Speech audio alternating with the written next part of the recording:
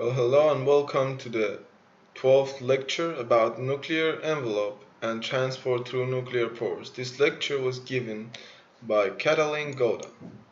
So, this lecture is mainly about the second part. It's mainly about transport through the nuclear pores. But in order to understand transport through the nuclear pores, first we must understand the nuclear envelope. So, what is nuclear envelope? Nuclear envelope is an envelope composed of two lipid bilayer membranes, as you can see here. If this is a sphere, if this sphere is the nucleus, and all these meshworks you see here are the chromatin, let's say, and you can then see there are two membranes, an inner one and an outer one. These two membranes, these two nuclear membranes together form the nuclear envelope, and between them there will be a space called perinuclear space. So do not mistake perinuclear space with intermembranous space. Intermembranous space is the space between the inner and outer membrane of mitochondria, whereas the space between inner and outer membrane of nucleus is called perinuclear space.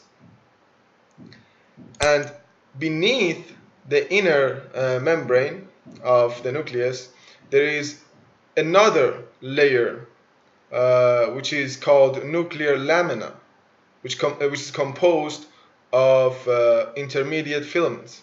As you can see in the picture on the right side, the schematic depiction, this orangish line is the outer membrane, this red line is the inner membrane. Between them we've got perinuclear space, and attached to the inner membrane we've got this light blue line, which is the nuclear lamina.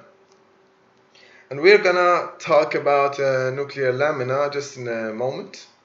But first, you have to by now you have to notice that the inner membrane of the nucleus is attached to the lamina. So the outer membrane is not attached to lamina. The outer membrane, however, is continuous with the membrane of endoplasmic reticulum, with the membrane of rough endoplasmic reticulum.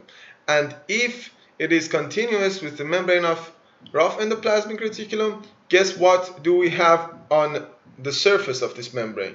Ribosomes. We have got ribosomes on the surface of outer nuclear membrane, whereas we don't have them in the inner nuclear membrane.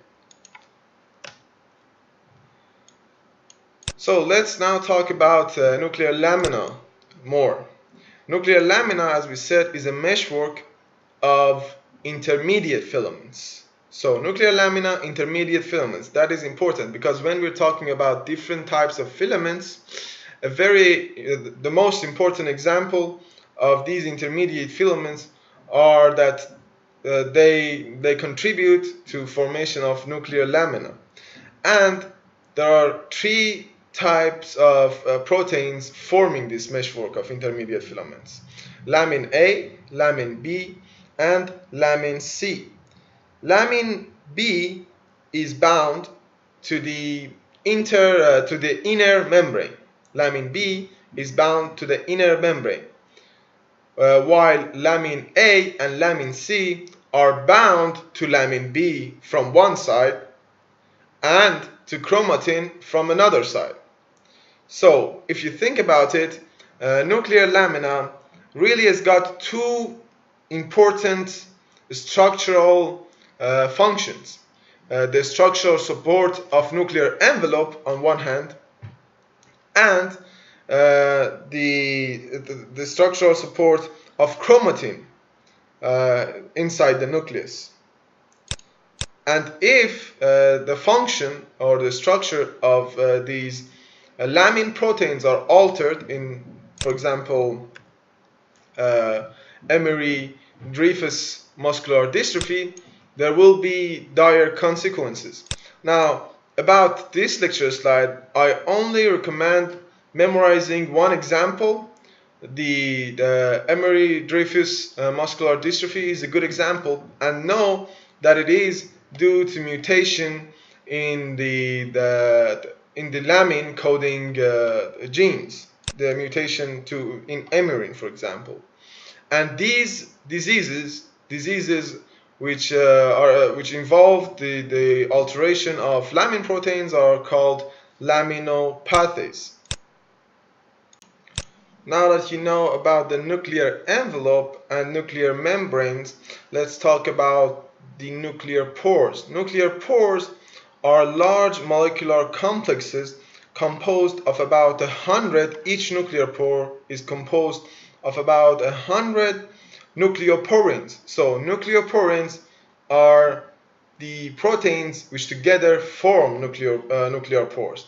And these nuclear pores, they span the double membrane of nuclear envelope. So they span both the inner membrane and outer membrane of the nuclear envelope. And as you know by now probably, their function is to ensure bidirectional yet selective transport of material from or to the nucleus. And some of these nucleoporins, some of these proteins which form this nuclear pore complex, this the gigantic hole which lets the passage, which facilitates the passage of material through the nuclear envelope. Some of the proteins or nucleoporins forming this complex, they have got unstructured side chains. These blue ones, these unstructured side chains are phenylalanine glycine dipeptides, repeating after each other. So each of these side chains are a lot of phenylalanine glycine and phenylalanine glycine repeating again and again. And since they're unstructured, they form a meshwork in the lumen of this nuclear pore complex. And this meshwork helps the selectivity of nuclear pore complex. So not anything can pass through these complexes. These complexes are selective through to certain types of material.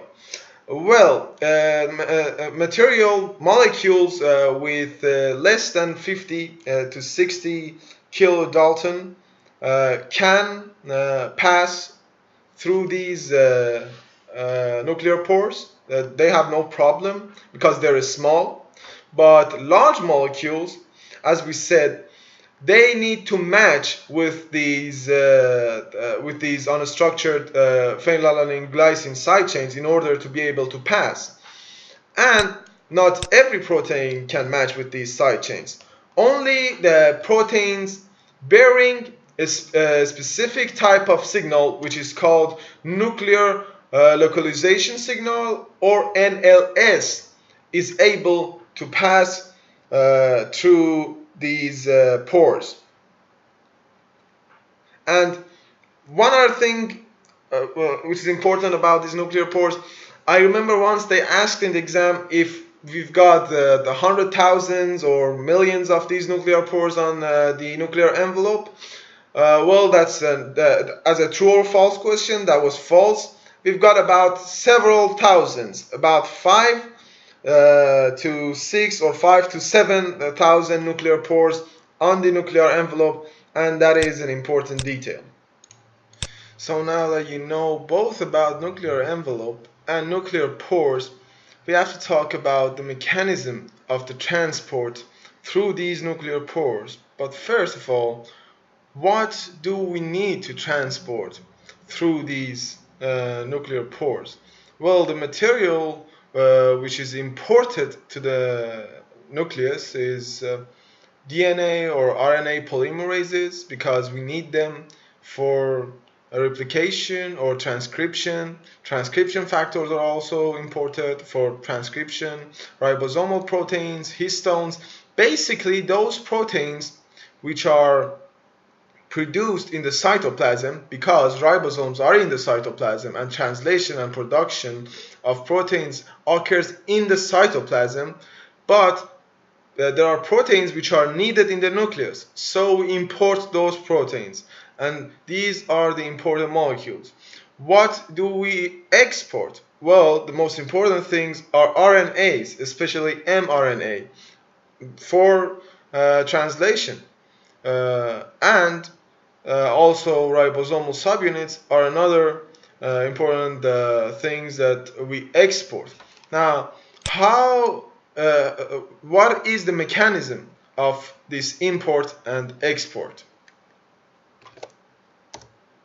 Well, this is the most important part of this lecture, so it's better to focus right now, and I will talk slowly so you can grab to it and understand it fully. So, as we said, not all proteins are able to pass through nuclear pores. Only proteins with a specific amino acid sequences, having a specific amino acid sequences called nuclear localization signals, or NLSs, are ought to pass the nuclear pores to be imported to the nucleus. So we have our cargo here, we have our protein here with the NLS. Now this protein doesn't simply pass through the nuclear pore with its NLS. First, the NLS must be recognized. And how NLS can be recognized? Via importing proteins. We have importing beta, or in a specific beta 1, and we've got importing alpha. Now the important importing here is importing beta. It is importing beta which is responsible for helping the cargo, the protein, to pass through the nuclear pore. So it is importing beta which interacts with those phenylalanine glycine unstructured side chains of the nuclear pores that we talk about. Yes, these are importing betas which interact with these side chains and allow the passage of cargo. But sometimes importing beta, which is a transport receptor protein, because it's a receptor because it finds and binds the NLS, and it's a transport molecule because it transports the cargo into the nucleus. But sometimes beta importing cannot find NLS by itself. It needs another protein, an adapter protein, which is importing alpha. So sometimes importing beta simply binds to NLS, sometimes importing beta binds to NLS via an adapter protein called importing alpha. And when that happens, the cargo with the importing complex, so the cargo importing complex, is transported through the nuclear pores to the nucleus. Now we've got everything in the nucleus. Importing complex is attached to the cargo. So we don't need, we want to use this cargo, we don't need importing attached to it anymore.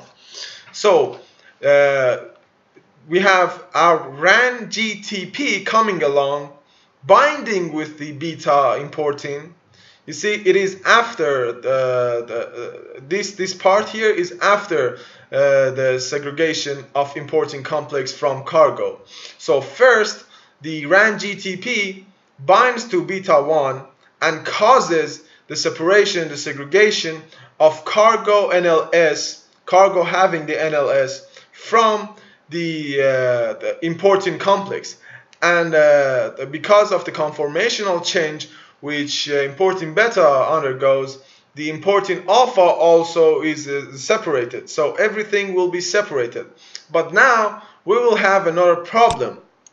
We will have our beta 1 attached to RAN GTP. And we want these RAN GTP concentration. We want these RAN GTPs in the nucleus, and we want them in a free form, in a not attached form, because these RAN GTPs are responsible for separating cargo from import in. But right now our RAN GTPs are bound to beta import ins, and we want to get rid of this bondage. And what happens is that RAN GTP with the importing complex goes out of the cell. It goes out of the cell via the specific pathway, and out of the cell, RAN GTP will become RAN GDP via RAN gap. And then RAN GDP, which is not shown here, it's not shown here what I just said, that how RAN GTP, which is attached to beta 1, will go out. It is not shown here. The export is shown here. We will talk about nuclear export just in a moment. But first, let's focus about how we will regain our free RAN GTPs. So the RAN GTP with the beta 1 importing goes out, and RAN gap, which is an enzyme, comes along and will cause the exchange of GTP to GDP. So the formation of RAN GDP from RAN GTP. And then we will have our free RAN GDP, because then when we have RAN GDP, the RAN GDP will separate from the beta importing, which is not shown here again, but you can imagine it. And then RAN GDP will go back into the cell. We'll go back into the nucleus. Here we've got RAN GDP, and we have got RCC1 or RAN GIF. So this one was RAN gap. This one, RCC1, is RAN GIF or RAN GEF. So in the nucleus, RAN GEF or RAN GIF will cause the exchange of GDP with GTP. So we will have our RAN GTP again. So just as a repeat, we will have our RAN GTP concentration in the nucleus, because we need a lot of RAN GTPs in the nucleus. In the other hand, we have got a RAN GDP concentration in the cytoplasm. And the reason that we have these different concentrations is because of different enzymes. We have RCC1 or RAN GIF, which is exclusive to the nucleus. So we can find RCC1 or RAN GIF only in the nucleus. And what RAN GIF does is that it forms RAN GTP from RAN GDP, and that's why we have got a high concentration of RAN GTP in the nucleus. Whereas the RAN gap is localized in the cytoplasm, and that is why we have RAN GDPs, not RAN GTPs, because RAN gaps, as we said, form the GDP from GTP. And that is basically gonna happen again. So we're gonna have the cargo, another cargo with the importing complex going in. This RAN GTP will again bind with the beta importing, separation of cargo from importing complex. The whole thing will happen again as a cycle. And now there's only one more thing to talk about, and that is nuclear export. And nuclear export is really the same. The only difference is that the cargo, the cargo, which is probably mRNA or ribosomal subunits, as we mentioned, this time is not bearing an NLS, and that makes sense because it doesn't want to be localized in the nucleus. So the cargo is bearing an NES, which is a nuclear export signal. So it wants to get exported, and the export happens. So the difference here is that the cargo has got the NES instead of NLS, and we've got exportins in case of importins. And that is really what the whole lecture was about, some preparation to get to the main part, which is the nuclear import and export. And in this slide, you can see the RAN GTP, RAN GDP exchange, which I just talked about, that we've got RAN GTPs, a high concentration of RAN GTP again in the nucleus, a high concentration of RAN GDP outside the nucleus, in the cytoplasm, and that RAN gap forms RAN GDP from RAN GTP, and that RCC1 or RAN GEF forms RAN GTP from RAN GDP. One more thing to bear in mind about this whole RAN thing is that RAN itself is a monomeric G protein, and that's important. Why? Because in the future lectures we're going to talk about trimeric G proteins, and you need to know the difference in case they ask you in the minimal. So you have to write a monomeric G protein, not a trimeric G protein, for example. And that was about the nuclear envelope lecture. See you in another one.